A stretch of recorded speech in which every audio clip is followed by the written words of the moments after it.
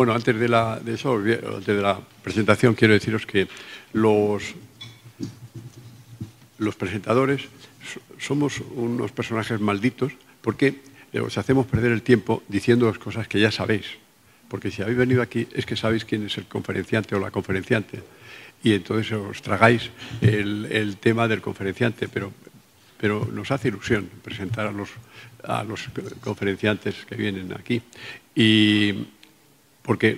Pero en este caso, yo voy a decir alguna cosa que es posible que no la sepáis de la conferenciante. Con eso ya me redimo un poco. Bueno, pues empiezo ya. Mercedes Pullman es nuestra vicepresidenta de la Sociedad Española de Antropología y Tradiciones Populares. También es la directora de la revista de Internet de la Sociedad Española de Parapsicología y Tradiciones Populares. Hurgando en el tiempo,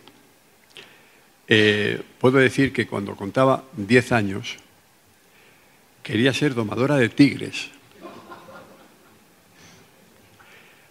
No os riáis que, conociendo su tenacidad, lo habría hecho estupendamente y los tigres estarían encantados de ser domados, seguro. Luego ya, como eso, claro, eso lo sé yo ahora, pero sus padres todavía no sabían que podría domar tigres. Y entonces ella dijo, seguramente para salir del lío que se había metido, que se decidió por la enseñanza de niños. Es la nieta de los jóvenes españoles que tuvieron que emigrar a la URSS durante nuestra guerra civil. Su abuelo era de Baracaldo y la abuela de Santander. Y él, yo creo que ya ha recibido genes de los dos. De los dos, y entre Baracaldo y Santander, pues hay muchas particularidades de su manera de ser y que se encajan. Bueno, nació en la Unión Soviética, donde estudió la carrera completa de filología rusa y luego fue profesora allí de ruso. Y al venir a España, en Mercedes estudió en la universidad 2 carreras. Una, la de graduado de trabajo social, y la otra, la de antropología social y cultural. Esta última le motivaron para realizar, también la otra, claro, importantes trabajos de investigación que viene realizando. Actualmente se está especializando en la cultura eslava, como ya sabéis todos vosotros, tan desconocida, por cierto, en Occidente y que merece la pena que gracias a ella pues estamos entrando en algo que nos parece sorprendente. Yo, para empezar, miro a esta señora que hay ahí, que tiene un aspecto extraordinario, y lo último que pensaría es que es una bruja. Pero, por lo tanto, estoy aprendiendo mucho. Finalmente, hoy solo recordaré también, porque lo sabéis, que es colaboradora de programas de radio y luego ya en conferencias posteriores ya iré dando nuevos datos para que para de esa manera, a lo mejor en 100 o 200 conferencias que dé, yo ya puedo decir todo lo que puedo decir de nuestra conferenciante. Así que, sin más, le paso el micrófono para que diga lo que crea conveniente. Y yo creo que le tenemos que dar un aplauso.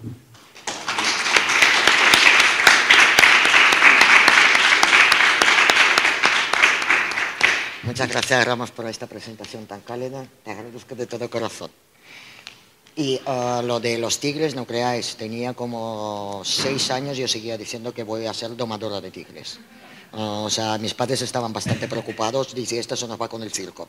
Y al final, bueno, me convencieron que también puedo domar a otros seres vivos y me saldrá mejor. Y me quedo en casa. Hoy os voy a hablar de la brujería eslava. Yo siempre digo cultura eslava, pero claro, muchas veces los que saben un poco sobre la cultura eslava preguntan, ¿pero qué países son? ¿De qué estás hablando? ¿Cuál es la cultura eslava? Entonces he preparado un gráfico para que podáis ver de qué cultura eslava hablo. Los tribus eslavos en su tiempo se dividieron en varios grupos y se dividieron por países. Cuando hablo yo de los eslavos, siempre hablo de los eslavos del este. ¿Por qué? Porque mis raíces son estos.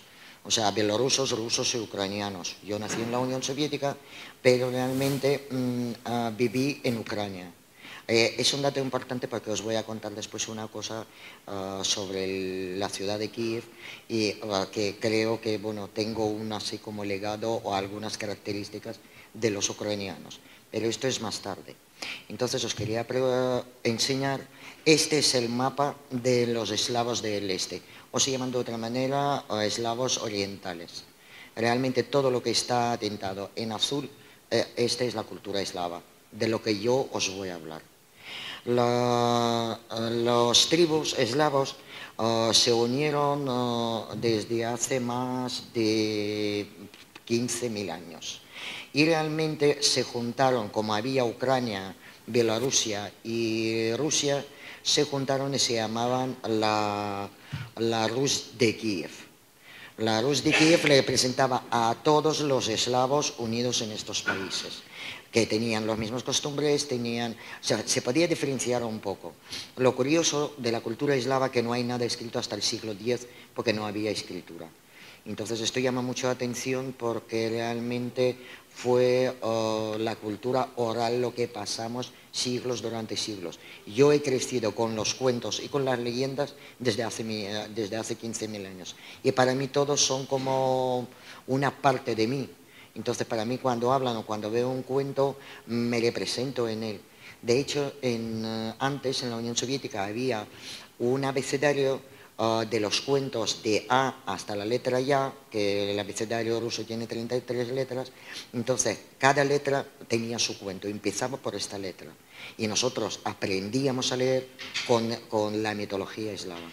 Entonces está arraigada, pues yo diría casi en nuestra sangre. De hecho, seguimos las costumbres eslavas. Los chicos que están aquí, que están en mi casa, han estado en mi casa, saben que si vamos de viaje, antes de salir tenemos que sentar, o sí o sí. Yo no sé si funciona, pero tenemos que sentar. Si no, mi madre no nos deja salir de casa. Y esta costumbre, Taras Bulba, que podéis conocer por la obra de Nikolai Gogol, un escritor ucraniano, pues se cumplía ya esta costumbre. Entonces todos seguimos cumpliendo o seguimos viviendo la mitología eslava al orden del día actualmente. Pero ¿de dónde realmente viene digamos, la Biblia eslava? Viene de Vedas. Vedas es el libro de Veles. Veles es un dios, es uno de mis dioses preferidos porque es el dios de magia, de la noche, de la inteligencia, de sabiduría. Entonces, los eslavos no reconocen la religión. Ellos se basan en la fe. Y estas escrituras realmente lo que describen son la fe que procesan cada eslavo. No existía una religión, tal religión, simplemente seguían las Vedas. Estas Vedas, hay contrariedades, dicen que son verdaderas, otros dicen que son falsas, realmente no se sabe. Son tablillas del abedul que estaba cortado con un punzante y después parece ser untado con un aceite. Veles transmitió o ha querido transmitir a humanas sobre todo la moral de comportamiento. No hay dogmas, no hay obligaciones. Simplemente si tú sigues la vida moral adecuadamente, que no seas violento, que no robas, que no matas, no hay que te dice tienes que hacer esto. Simplemente si no cumples con la moral establecida, pues te castigaban los dioses. De hecho, los dioses en la cultura eslava nunca son ni buenos ni malos, son las dos cosas. Te pueden castigar y te pueden beneficiar. Hasta los seres malignos no son malos en todo, porque muchas veces ayudan a los que luchan por sus ideales. Y realmente este libro de Veles, lo que le llaman la Biblia eslava. La Biblia eslava transcribió un periodista ruso que se llama Alexander Igorevich Azov y ha editado un libro sobre estas escrituras. Son 12 tablillas, entonces él lo ha descrito, él ha descifrado las letras y lo ha publicado. Lo ha publicado las indicaciones, digamos, o la filosofía del dios Veles. Pero ¿cómo ha llegado a los humanos? A los humanos toda esta sabiduría de este dios ha llegado a través de un pájaro del paraíso o del cielo que se llama Gamayún. Él fue y dictó a los humanos que transcribían lo que eran como mensajeros de Dios, los pregoneros de Dios. Entonces, este pájaro también podía o castigar o beneficiar, mandarte buen mensaje o no. Los eslavos hasta adivinaban su futuro o invocaban a este pájaro para que predija el futuro. También este pájaro podía anunciar su muerte. Entonces, dependiendo de cómo aparecía este pájaro, pues recibían el mensaje. Pero vamos a los Vedún y las Vedmas. En la cultura eslava no hay definición como la bruja, como aquí. Allí el hombre y mujer podían ser. Y la raíz de la palabra Vedún o Vedma procede de la palabra Veda, lo que acabamos de ver, las Vedas del Veles. Claro, como procede de la escritura antigua, pues las Vedún, que son hombres, y Vedma, que es la bruja realmente en ruso, se consideraban las personas sabias, porque tenían un gran conocimiento y que podían hacer el bien o el mal, o sea, dependiendo de qué es lo que percibían. Se tenían que luchar por su seguridad, sobre todo después de la llegada del cristianismo, como no. Entonces, claro, podían hacer maleficios y beneficios, todo dependiendo. Ellas también podían, a partir del cristianismo, es que es muy curioso, porque cuando llega el cristianismo se juntan dos religiones. Nunca desaparece la religión pagana. De hecho, hay vedmas que hacen sus conjuros utilizando la palabra de Dios y de la Madre de Dios. Te pueden hacer adivinaciones en la Biblia. Entonces han juntado una fe y, por ejemplo, ellos llevaban una cruz cristiana, pero después llevaban un aberej hecho por vedmas o por beduns que les protegía. Entonces, ahí no había como guerra. O sea, cuando llegó el cristianismo dicen, venga, va, existe Dios, venga Jesús, la Madre, vale. Pero seguían sus costumbres antiguas. Cuando llegó el cristianismo, la mayoría de las vedmas empezaron a alejarse de la población, porque realmente todos buscaban sus sanaciones, su sabiduría, sus consejos, pero se pasaba algo malo, entonces empezaron a atacar a las vedmas. Y con el tiempo ellos llegaron a la conclusión que es mejor vivir afuera, y en caso de que hay un alboroto o algo, era difícil de encontrar, además estaban cerca del bosque donde podían escaparse. Y ahí, claro, ahí la gente perdía, porque el bosque las vedmas conocían mucho mejor que cualquier aldeano. Y es también curioso que realmente en Rusia, en la Rus de Kiev, no se persiguió a las vedmas como aquí en Europa. No había Inquisición. Habían juicios, pero juicios eran cuando habían juicios, pues la vedma tenía que pagar porque se ha estropeado la cosecha de un campo. Pues decían, pues tienes que pagar tanto dinero porque has estropeado, pero no porque era bruja. Pagaba por el mal que se supone que hizo ella. Entonces, habían también algunas veces los propios aldeanos podían matar a la vedma pensando que es la que ella que ha traído mal. Pero fueron muy pocos casos. Realmente yo he buscado material, aunque tampoco me interesan las cosas de Inquisición y los juicios de brujas, porque esto ya yo creo que está muy triado, entonces ni siquiera me he molestado en esto.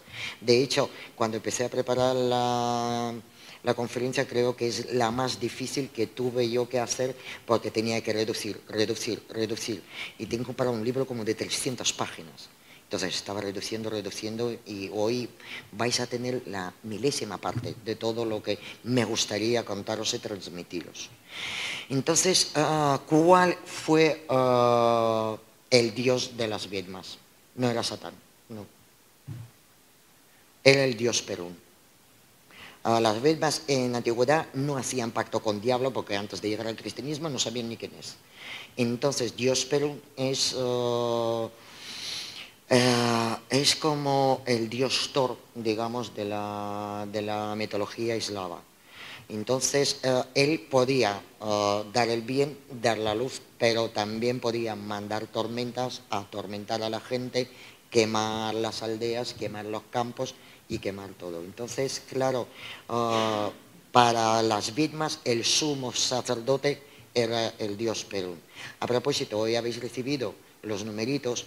Hoy lo que vamos a sortear un collar del martillo del dios Perún, que es parecido al de Thor, pero lleva la simbología eslava, que es Calabarot, es la presentación masculina, y la estrella del hada, que es la diosa de amor, y es como Ine Yang, digamos, que te protege, o sea, que te hace estabilizarte cuando le llevas este martillo.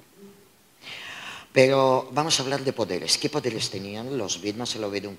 Ahora estoy utilizando los vedún, pero cuando voy a avanzar voy a dejar hablar de hombres porque sería otra conferencia solamente hablando de ellos, que eran como hechiceros o los brujos, y voy a centrarme un poco más en las vidmas. Entonces, claro, ¿qué es lo que podían? Podían crear todo. De hecho, las vidmas era una representación poética para el pueblo eslavo.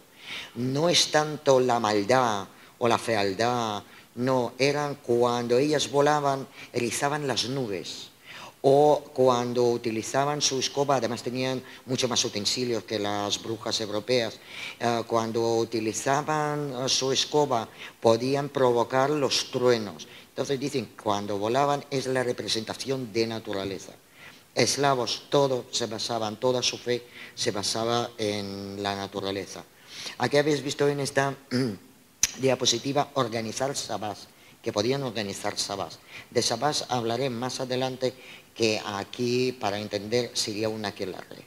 Y ya veréis la diferencia de los aquelarres, de ahí. También llama mucho la atención a ordenar las vacas hasta que sangren. También os contaré por qué, porque yo cuando empecé a investigar digo, pero bueno, pobre vacas, porque hay que ordenar hasta tanto. Pero tienen sus razones. De hecho, a raíz que empecé a profundizar en esto, también he visto que hasta en cultura cántabra hay culebras que se pegan a las ubres de las vacas y toman la leche hasta que sangren. Pero claro, en las leyendas cántabras no sabían el porqué. Yo ya sé por qué, porque eran las vidmas, porque ellos tenían el poder de convertirse en las serpientes, porque realmente en los sabás ellos podían copular con varios seres malignos, y uno de ellos era la enorme serpiente de 3 cabezas, o simplemente una enorme serpiente. Entonces ellos adquirían, al copularse con ellos, adquirían el poder de convertirse en culebras. Pero no son solamente esto. He puesto que eran teleantrópicos. Los explico teleantrópicos porque me costó mucho. He llamado a Mari Carmen de Vicente, a Ramos Pereira, digo, ¿cómo se llama esta gente? Que se podían convertir en animales. Al final encontré en un diccionario y significa esto. Eran metamorfos. Pero metamorfos parece que no se acercaba a la definición clara, porque en ruso tiene su palabra para esto. De hecho, en esta conferencia he encontrado que hay muchas palabras que no tienen traducción al español. Entonces os voy a explicar, cuando veo la dificultad de por qué, os voy a explicar un poco qué es lo que quiere transmitir esta palabra. Pero estos no todos poderes que tenían los vedún y las vidmas. Sobre todo eran sanadoras, podían curar. También recibían partos, también daban consejos, también predecían, preparaban toda la medicina. Realmente era la persona sabia a quien acudía la gente. Hasta que apareció nuestro maravilloso cristianismo. Y ahí, claro, se estropeó un poco todo, aunque después de esto la gente seguía acudiendo a las vidmas. De hecho, donde yo vivía, de mi vecina era vidma, le llamaban vidma. Entonces yo muchas veces iba a tomar el té con ella, y entonces ella me contaba no sé qué. Y me decía, ven, que Merced, te voy a ver el futuro. Y me cogía la Biblia, hacía y abría y me contaba. Dijo, venga, vale, muy bien. Ya estoy muy contenta, ya está. Pero hacían cosas y de hecho venían la gente de muchas partes para ver a ella porque era famosa. Porque claro, para mí era la vecina. Yo entraba, digo, ¿tienes sal? Sí, tengo sal. O no sé qué. Y digo, que no me des la sal ni nada hecho, que me des la sal normal. Entonces seguían en siglo XX, la gente seguía acudiendo a ella y decían que ayudaba. Yo no lo sé, pero todo esto lo que podían tener. Pero vamos a hablar de por qué podían hacer esto. Pues primero porque tenían el don. En la era de paganismo la clarividencia se entendía como un maravilloso regalo de Dios.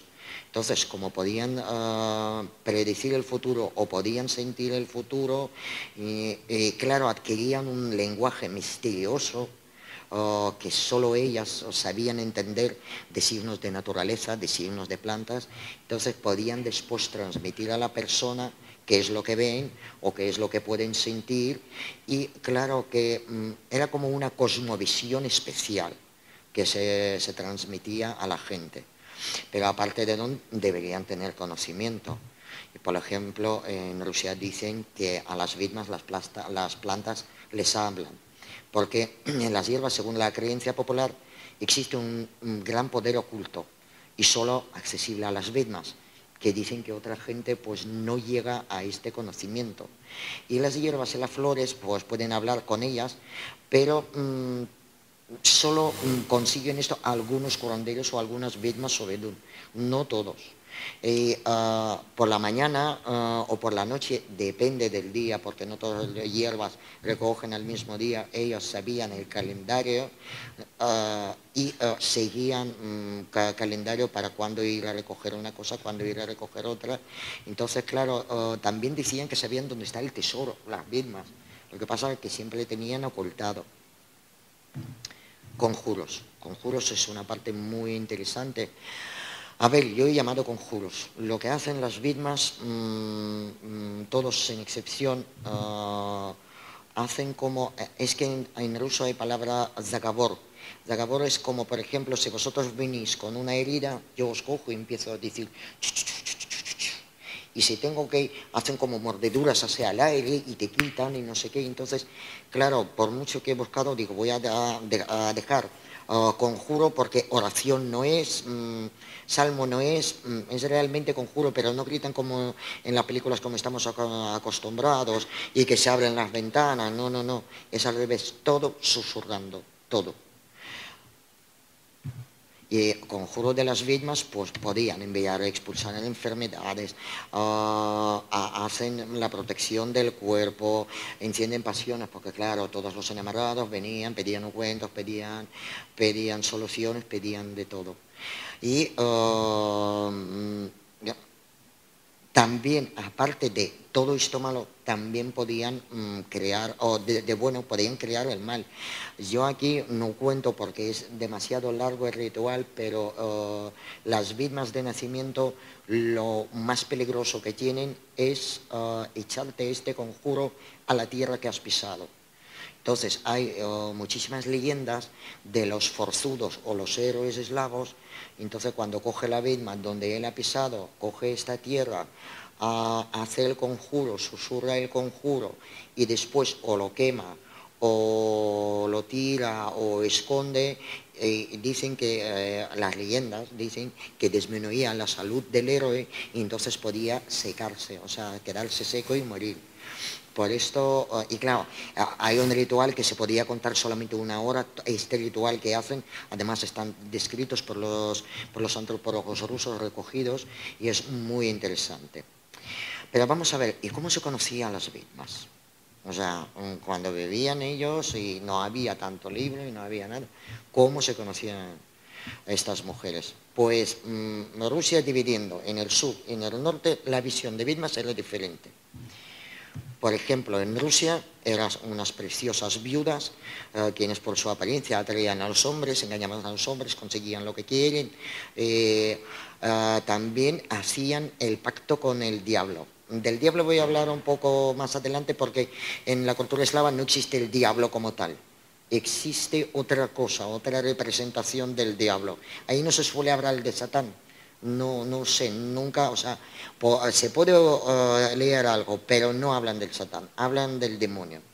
Pero en el norte las víctimas eran así. Esta es la famosa Baba Yaga, que habéis oído hablar de ella, y realmente llevaba trapos viejos, era muy peluda, era muy fea, pero esta, por ejemplo, Baba Yaga, esta tenía parte buena y parte mala. Algunas veces ella podía engañar a la gente porque hay una leyenda cuando ella mata a varios jóvenes que buscaban un consejo para conseguir el amor y colgaba sus calaveras en su patio.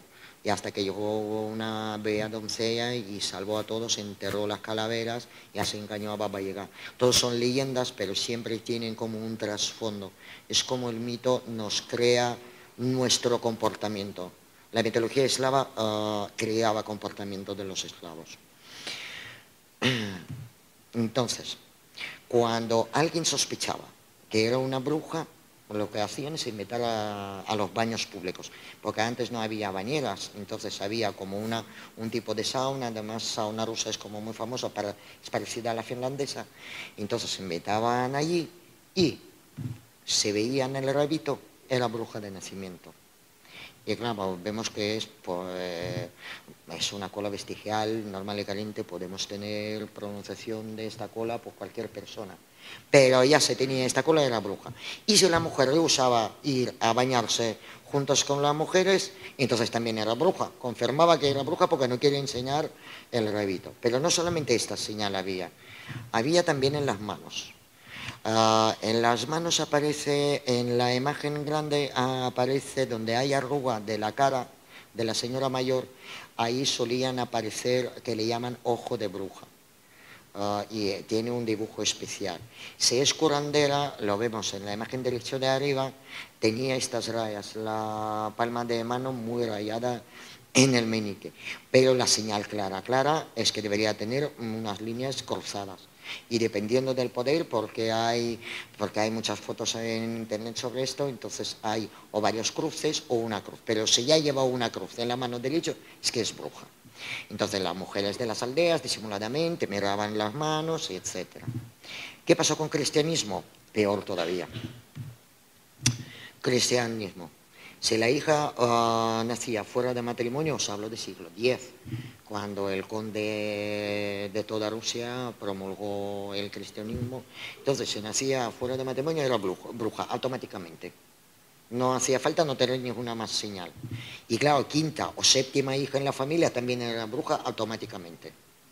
Se consideraba que no puede ser de otra manera.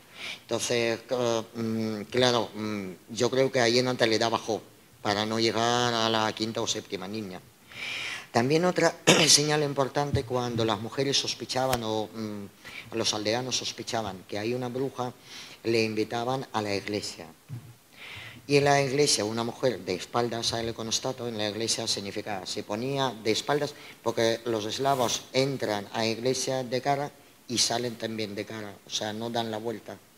Y son muchas cosas, no se puede cruzar las piernas ahí, hay muchas costumbres y entonces, si una se ponía de espalda de iconostato, porque imaginaos, o sea, nosotros visitamos la iglesia, después damos la vuelta y nos vamos. Pues no, somos brujas, no podía ser. Y también hacían, cuando sospechaban que es una bruja, entonces abrían la Biblia, el pope, que son sacerdotes rusos, abría la Biblia y hasta que no cerraba la Biblia, la bruja no podía salir de la iglesia. Entonces cuando sospechaban, pues veían esto. Esta es una imagen de la película Vi que publicamos en nuestra página de Facebook. Publiqué no hace mucho, que he puesto los subtítulos y es muy interesante porque ahí se ve mucho cómo funcionaba la brujería y las costumbres eslavas.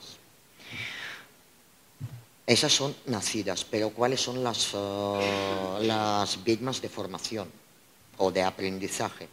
Eran diferentes. ¿Por qué diferentes? Porque, claro, ella tenía que realizar ciertos rituales y como adicción al Cristo y por la transferencia de una víctima. Allí la víctima, antes de morir, tiene que transmitir su sabiduría, si no, no puede morir. Entonces también hay rituales para dejar que Bitman muera. Pero aquí llegamos con lo del demonio. El demonio no es Satán y se divide en dos partes, los demonios. De ahí las que con los que hacen brujas el pacto. Entonces uno se llama Chort y otro se llama Bies.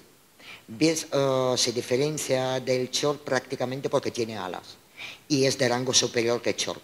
Chort es como, en Rusia dice, ay, me ha confundido el Chort. Y es que te ha entrado no sé qué mal y has hecho algo, dice, yo qué sé.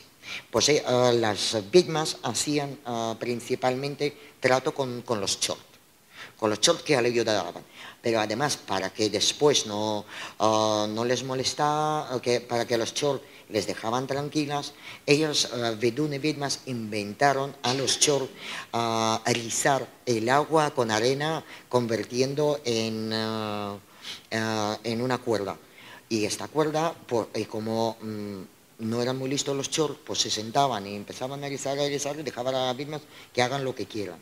El Bes no, Bes es más, de hecho, hay mucha literatura rusa que habla de los Bes y es algo cuando, por ejemplo, una persona se convierte en maligna, dice que en ella ha entrado Bes.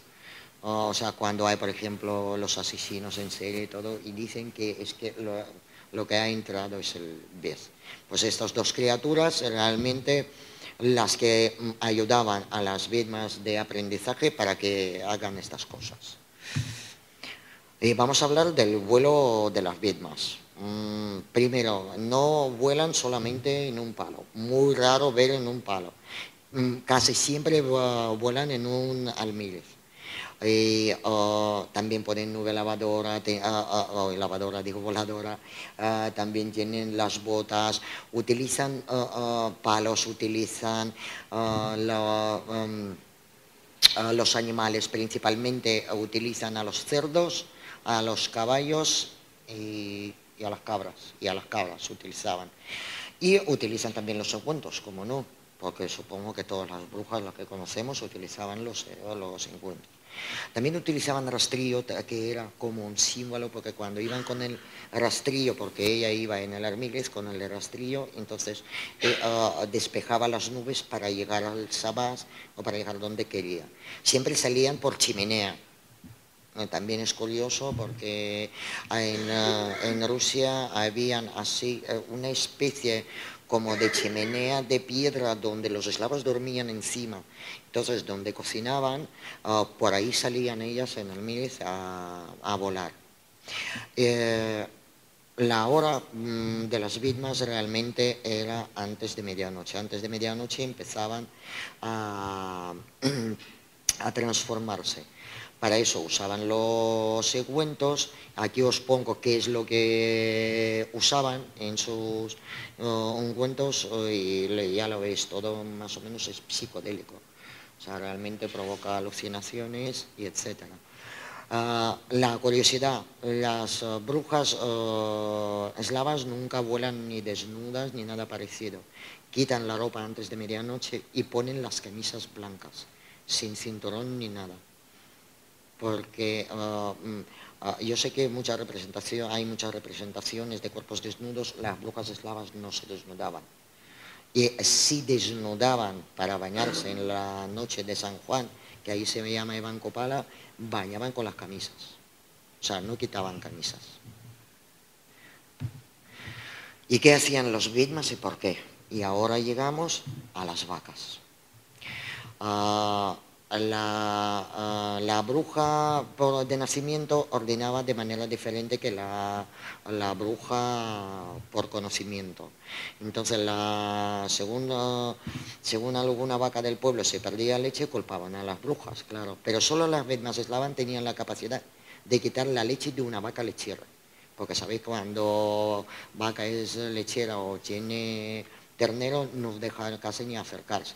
Pues solo ellas podían acercarse y podían convertirse en cualquier cosa para que los humanos no lo vean. Pero la bruja que hizo el pacto con Chol no. Además tenían como un sistema que primero ordenaba la vaca, después hacía un agujero en su casa, ponía un tapón y cuando quería tenía leche. Pero ¿por qué esta obsesión por la leche de la bruja? Porque la leche diluida con rocío, recién recolectado, era el manjar de los seres con quien ha hecho el pacto, de seres malignos, y esto usaban en sus recepciones o cuando invitaban a Chor, porque ellos para conseguir sus objetivos tenían que invitar a Chor, a dar de comer. Entonces, claro, los emborrachaban con leche con rocío. Eso era el manjar de ellos. Y ahora vamos a ver los pocos conjuros que puedo contar hoy de qué es lo que hacían. El primer conjuro era Zabitki. Era el más temible en los campos de los campesinos. Las mismas podrían enviar enfermedades con esto, sequías o granizo que destruían toda la cosecha del campo. Entonces, claro, si una bruja hacía Zabitki de espigas, de trigo o de centeno o de cualquier cereal que crecía ahí, sabían que esto podía provocar la pobreza y casi la muerte. Depende del conjuro que hacía. Así que cuando la gente venía y veía esto, pues se asustaban. Y claro, la influencia satanina del Zabitki se debe de la acción sobre ello. No es importante que simplemente te hacen el nudo, no. Tiene que hacer un conjuro específico. Entonces, claro, cuando la gente llegaba y veía esto, pues se asustaba mucho. De hecho, podía ser naturaleza, podían ser lo que sea. Pero cuando veían esto, entonces les preocupaba. Y ellos empezaron a llamar a las vidmas y a los bedún para que quiten el conjuro. O sea, aquí hay una contradictoria, una podía hacer y otro debería quitar. Entonces, y claro, hasta el propietario del campo no se atrevía a deshacer los nudos. No se atrevía porque sabía que el mal caería sobre él.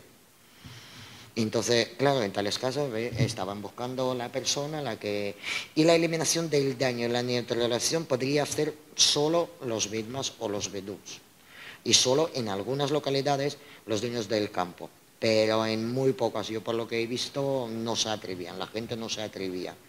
Y claro, la mayoría de las veces cuando encontraban el zabitke cortadas, se quemaban en el campo, tapando con un cuenco, y se quemaba ahí y después se enterraba esta ceniza. O sea, también había otro ritual para quitar la maldición del Zabitki.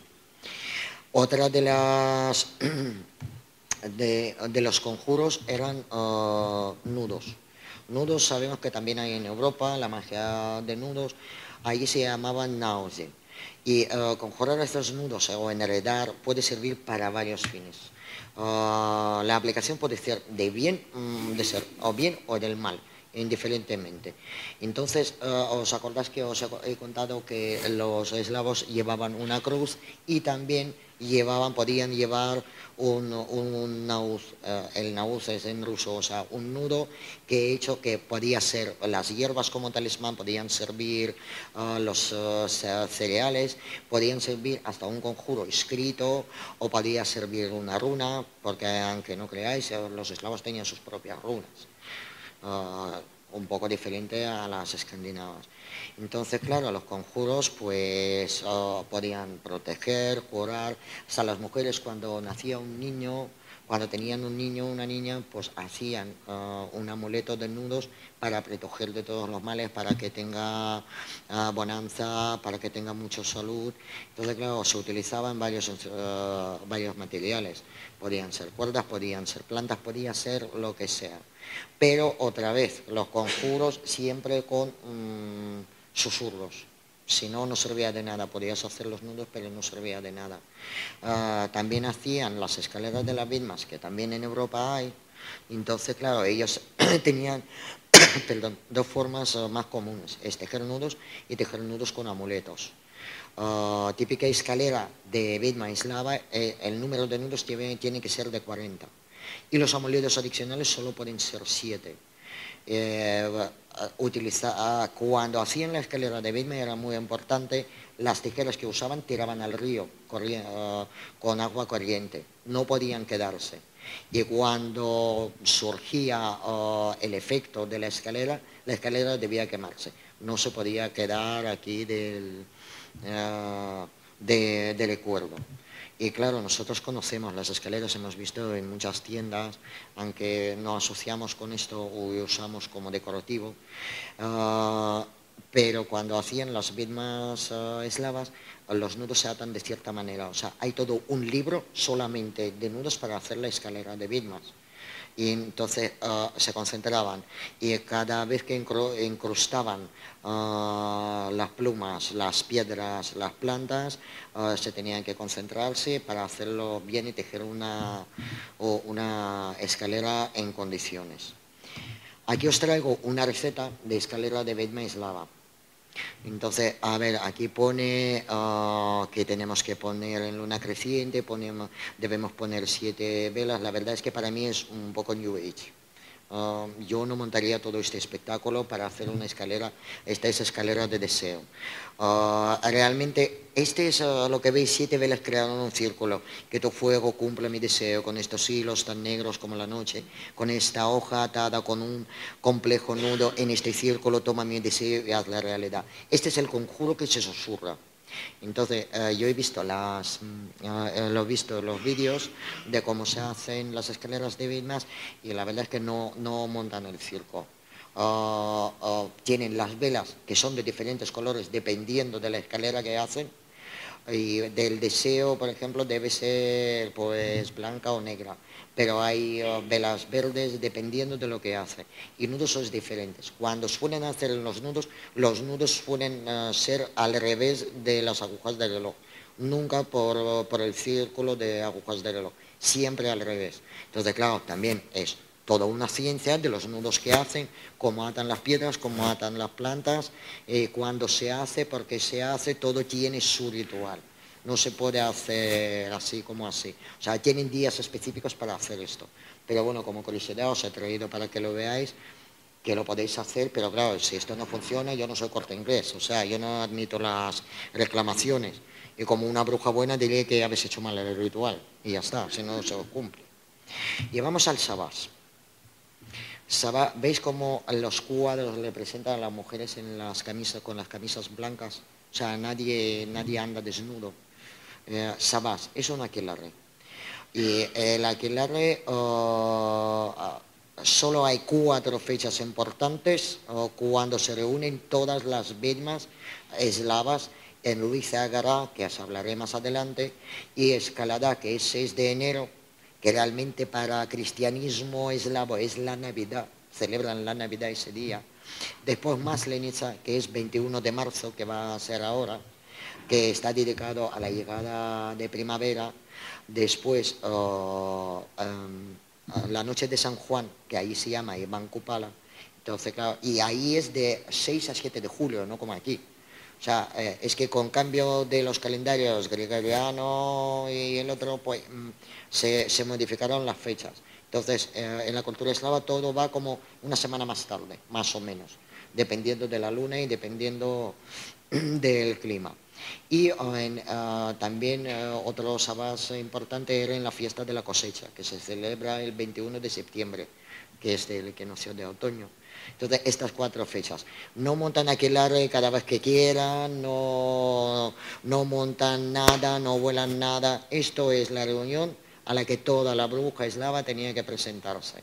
El resto, se querían salir a volar o hacer alguna maldad, eso ya elegían ellas. Entonces, esta es la fiesta, os pongo las fiestas de... Y se reunían aquí, en Liceagara.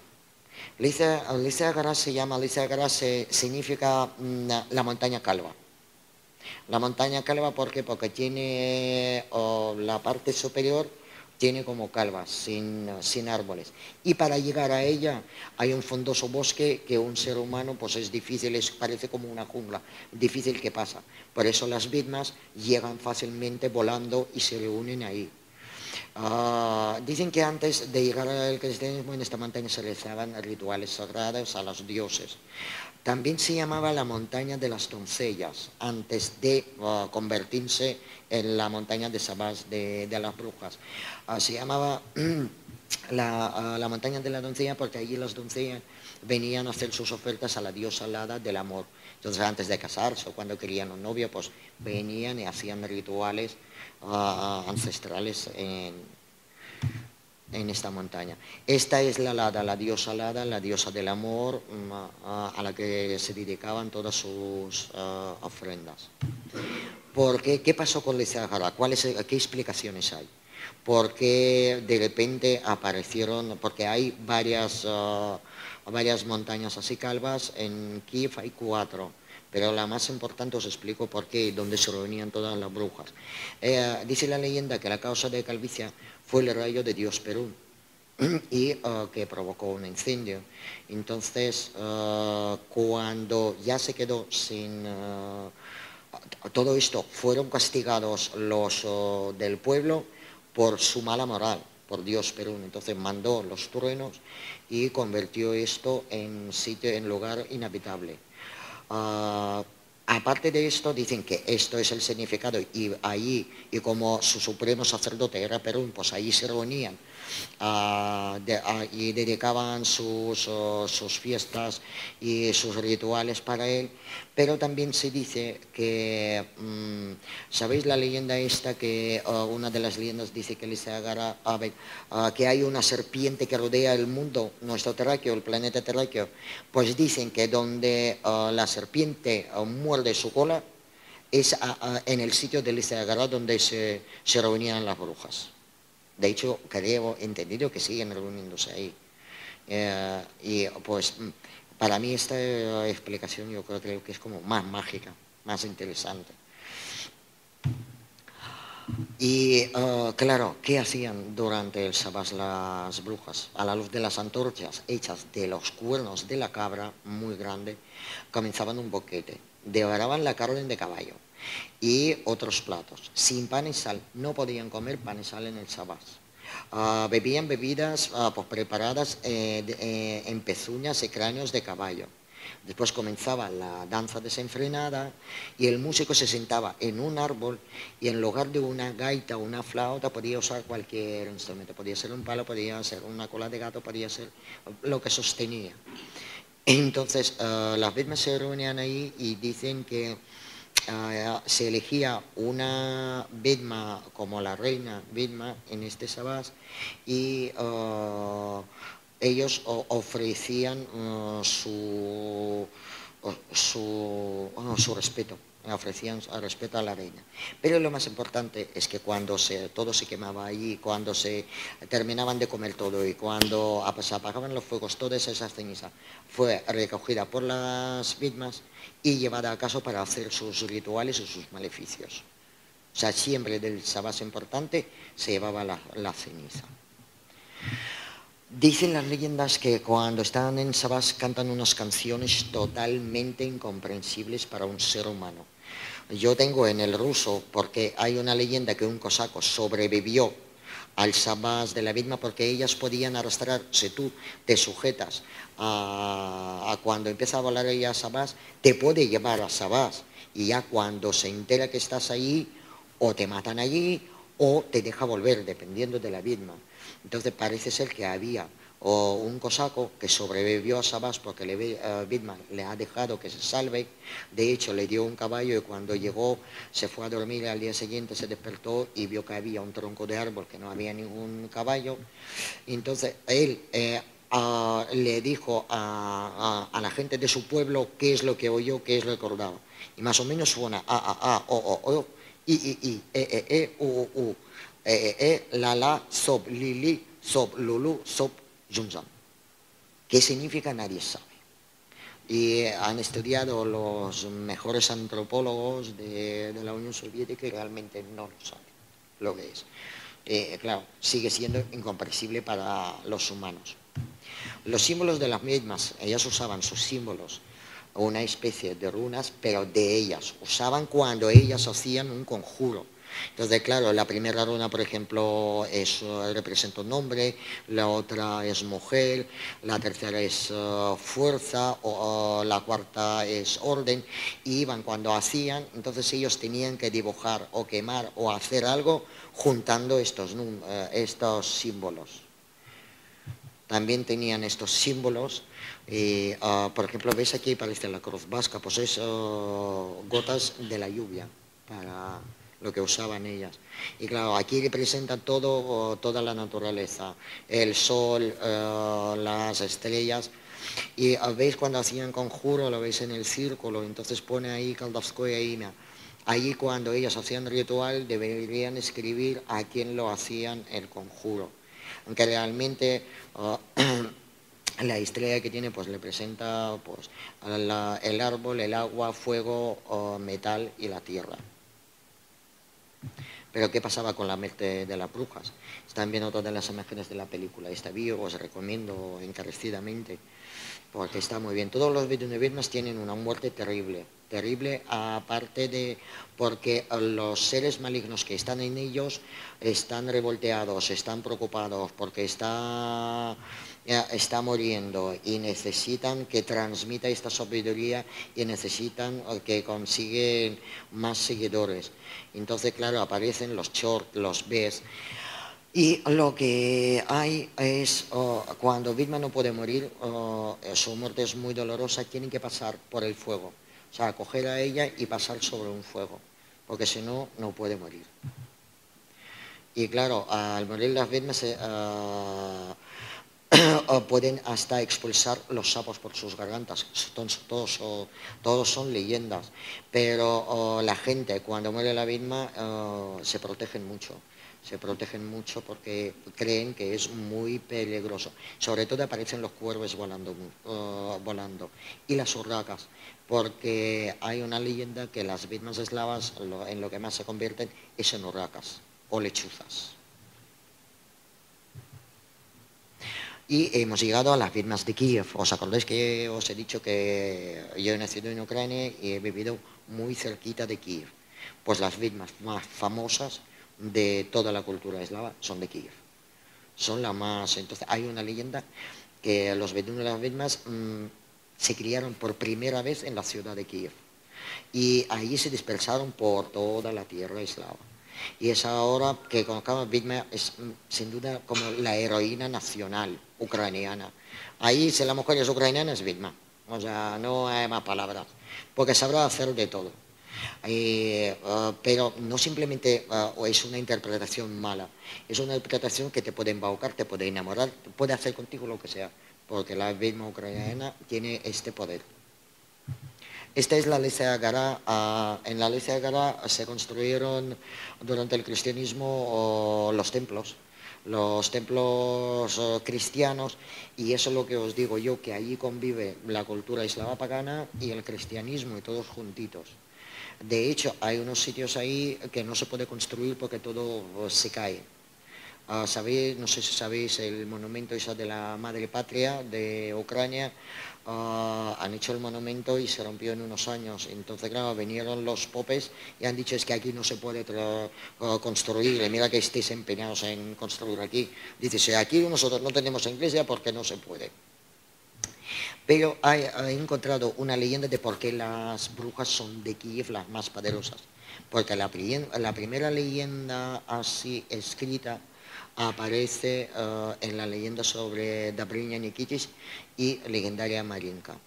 Dabriña Nikitis es uno de los forzudos y héroes eslavos que defendían el bien y siempre ganaban el mal y era muy popular en la cultura eslava. Pues la primera Vidma de Kiev se considera que era Marinka. Hay una leyenda, no tengo tiempo de contarlo, es muy interesante. Al final, Dabriña Nikitis gana a la bruja, mata a Marinka. Pero ¿por qué se llamaba Marinka? Porque viene de la diosa Morana o Mara.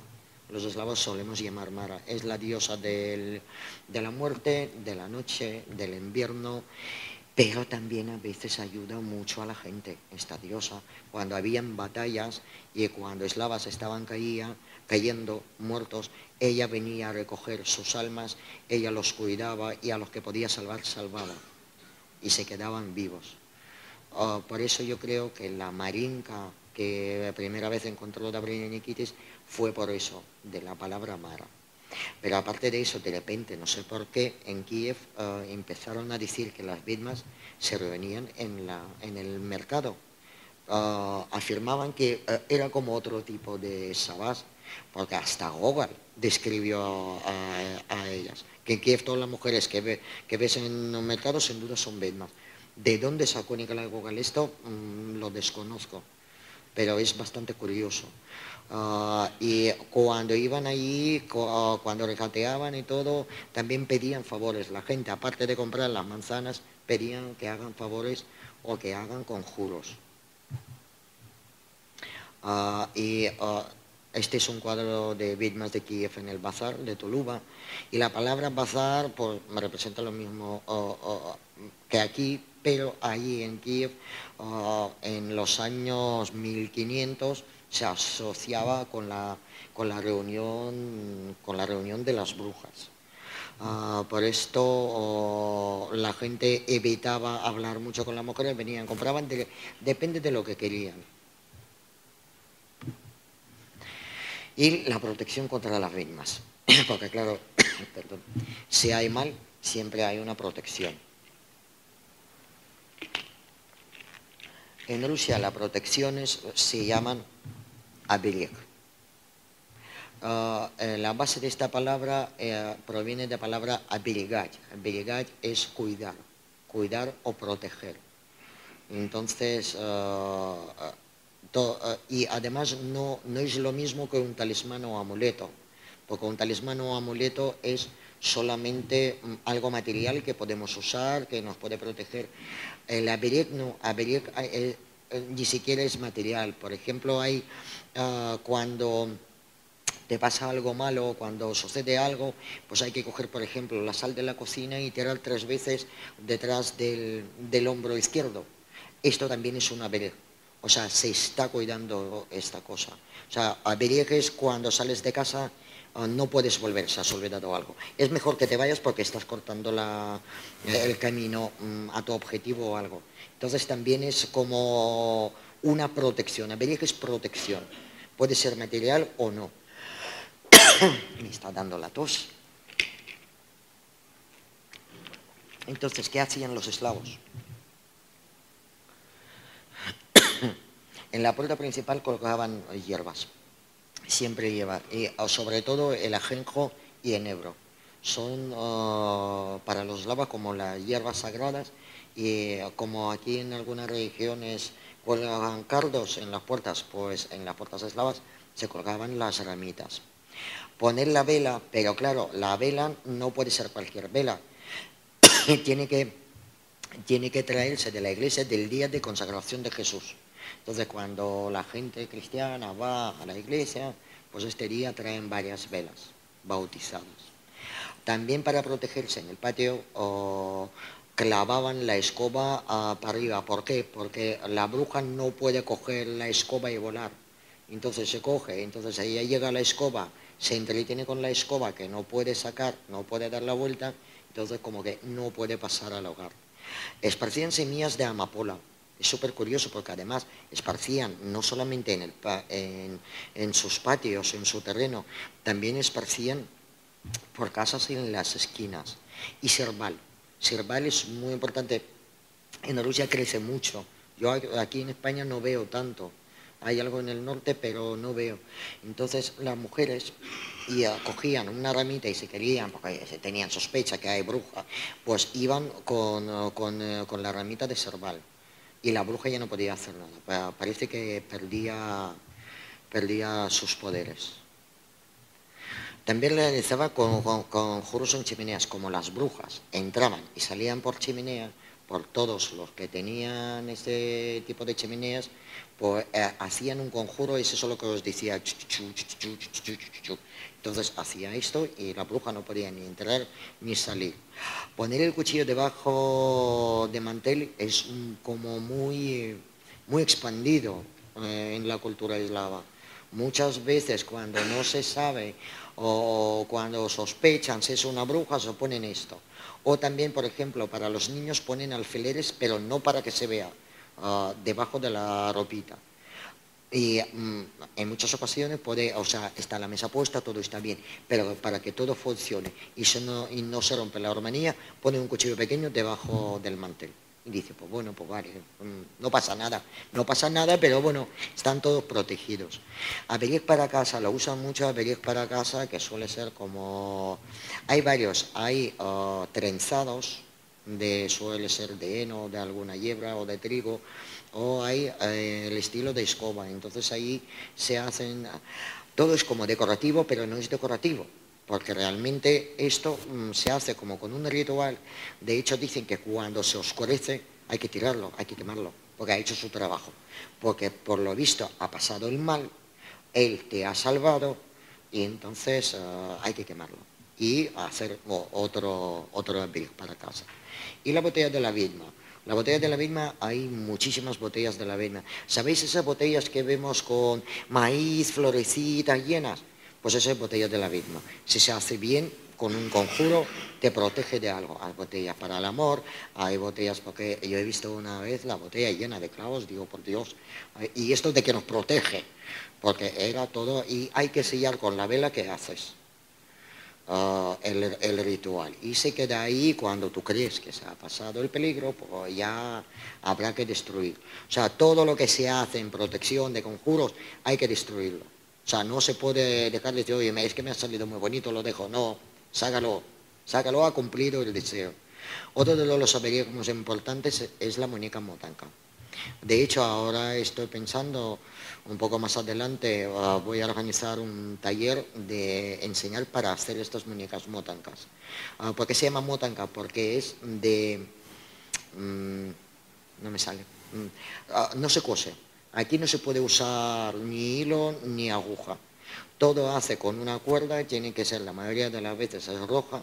Entonces todo el cuerpo, todo el vestido y todo se hace con cuerda.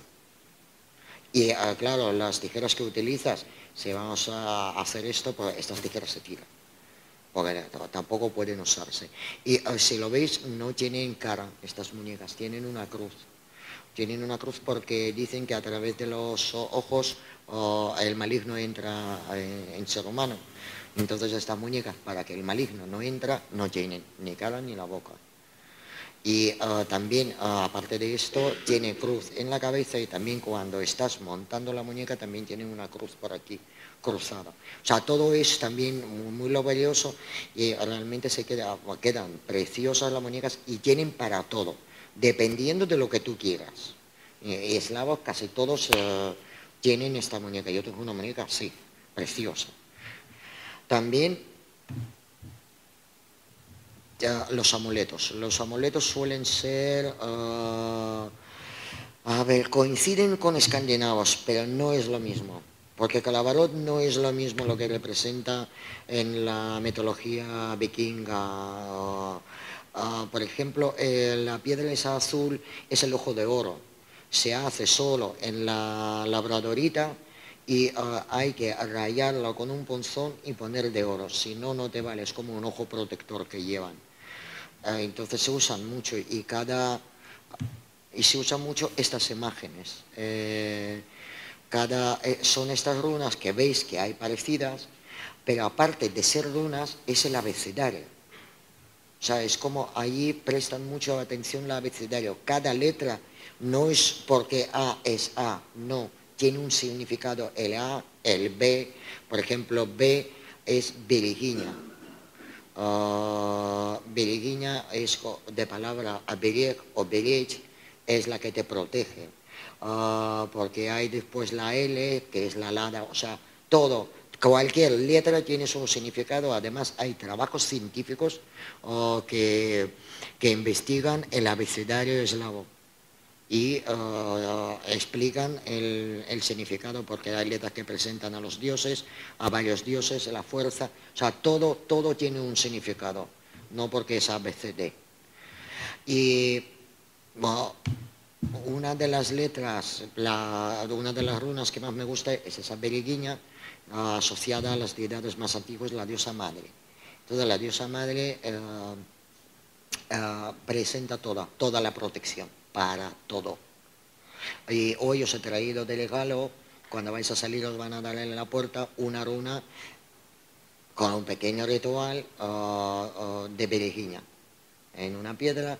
Además, toda la runa de beriguiña tiene que ser con color verde. Y solo hay una que representa al sol, que tiene que culminar, porque cuando escribes runas tienes que terminar las runas y poner como la ofrenda al sol, o sea, el respeto al sol para que crezca todo lo verde que han traído. Y voy a terminar la conferencia.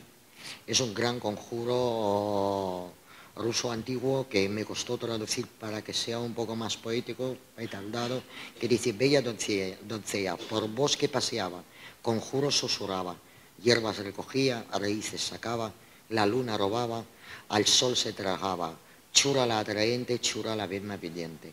Ya está, hoy estáis todos protegidos, ¿eh? Ya podéis ir tranquilamente a casa.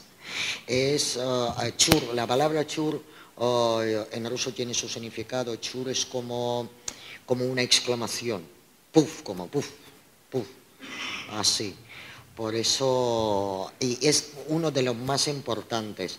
¿Por qué dice aquí que recogía la luna? Porque decían que Vedmas robaban las lunas y el sol, pero realmente no robaban. Lo que hacían es tapar, cuando se tapaba el horizonte o el cielo y se tapaba la luna, decían que ha robado la Vedma. También pasaba por el sol. Todo esto, cuando se habla, pues todo es una representación poética de naturaleza y más bien mitológica. Esto lo usan mucho para cuando van y si tienen, dicen: uy, vamos al sitio de brujas, porque claro, si vosotros intentáis ir al Ceagrá, más os vale leer esto y dicen: bueno, ya me puedo ir, ya no me pasa nada. Y con esto quería terminar mi conferencia. Espero que os haya gustado. Yo creo que lo he cortado mucho, pero bueno. Ahora lo que, si queréis, vamos a proceder al sorteo, a ver a quién le toca el martillo del Perú.